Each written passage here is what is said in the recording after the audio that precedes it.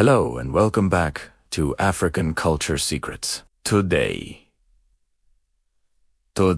we're rediving deep into the story of one of Africa's most iconic and influential ethnic groups, the Zulu people of South Africa. With a population of over 10 million, they are the largest single ethnic group in the country, and their story is a powerful tale of migration, resilience, innovation, and survival. Our journey begins with their ancient roots. The ancestors of the Zulu were part of the great Bantu-speaking peoples who migrated from Central and Western Africa into the southeastern part of the continent thousands of years ago. This massive movement, known as the Bantu expansion, spread agriculture, ironworking, and new social structures across Africa. The Zulu, specifically, trace their lineage to the Nguni people, who settled in the region we now know as KwaZulu-Natal. For centuries, they lived in smaller clans. By the early 1800s, the Zulu had established themselves as a distinct group under a leader named Zulu Kamalandala, but their world was about to change forever. The true rise of the Zulu nation came under the legendary King Shaka in the early 19th century. Shaka was a military genius, and his revolutionary tactics and aggressive expansion led to the creation of the powerful Zulu kingdom. He rapidly absorbed neighboring groups and territories in a period of intense conflict known as the Mufi, which means the crushing.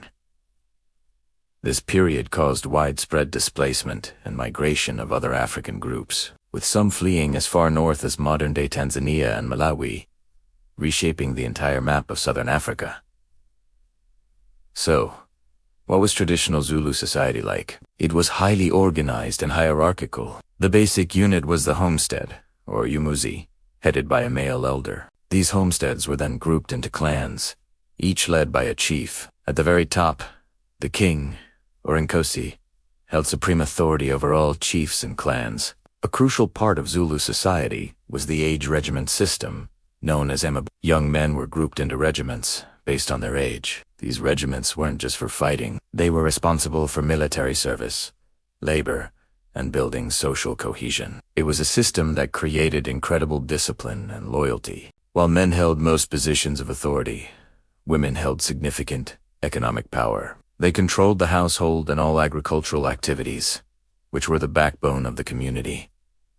And at the very heart of Zulu life were cattle. Cattle were much more than just livestock. They were the ultimate measure of wealth, status, and were essential for bride wealth, known as lobola.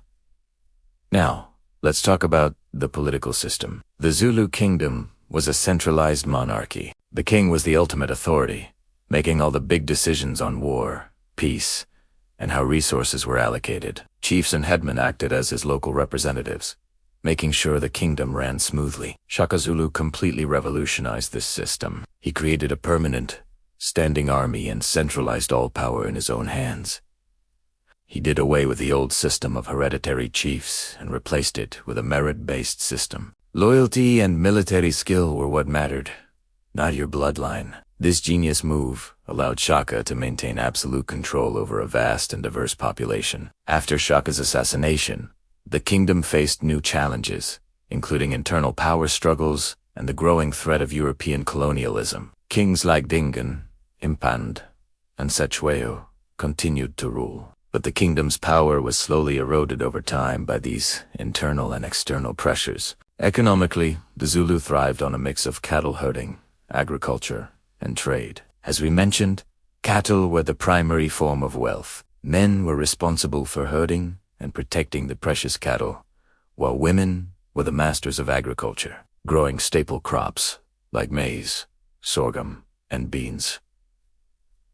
To feed their families, the Zulu also engaged in trade with neighboring groups and later European settlers. They exchanged goods like cattle, grain, and beautiful crafts. Today, while many Zulu people still farm and herd livestock, a large number have moved to cities to work in mines, factories, and the service industry. But even with these modern changes, the Zulu people maintain incredibly strong ties to their rural roots and traditional economic practices. Of course, you can't talk about the Zulu without mentioning their legendary military prowess. The wars they fought to defend and expand their kingdom are famous. Under Shaka, the Zulu developed groundbreaking military tactics. He introduced the short, stabbing spear, the Akliwa, which was devastating in close combat. He also created the buffalo horns formation, an encirclement tactic that allowed the Zulu to defeat much larger and sometimes better equipped armies. The Mafeking, or the crushing,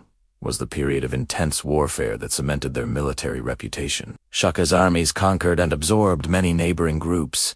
Some of the displaced peoples, like the Ngoni and Ndebele, migrated hundreds of miles north, creating their own new kingdoms in what is now Zimbabwe, Malawi, and Tanzania. The Zulu also fought fiercely against European colonial powers. The Anglo-Zulu War of 1879 is one of history's most famous colonial conflicts. It was in this war that the Zulu achieved a stunning victory at the Battle of Isandlwana, a moment that sent shockwaves through the British Empire. Although they ultimately lost the war and their independence, their courage and skill earned them the respect of their adversaries. After the war, the kingdom was partitioned, and the monarchy was reduced to a mostly ceremonial role. Despite the loss of their political independence, the cultural legacy of the Zulu is immense and vibrant. They have left an indelible mark on South African culture.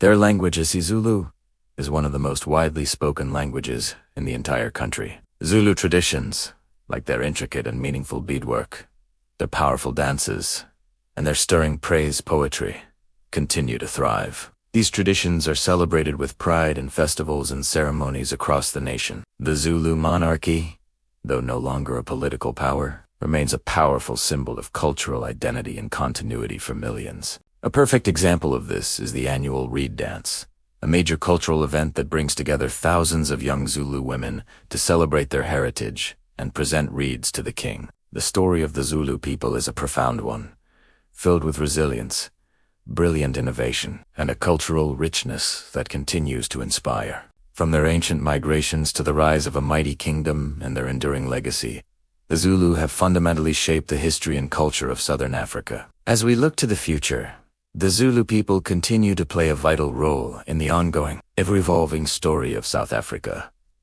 a testament to their strength and enduring spirit. Thank you so much for joining us on this journey into the world of the Zulu. If you found this video interesting, please give it a thumbs up. Subscribe to African Culture Secrets and hit that notification bell so you don't miss our next exploration. We'll see you in the next video.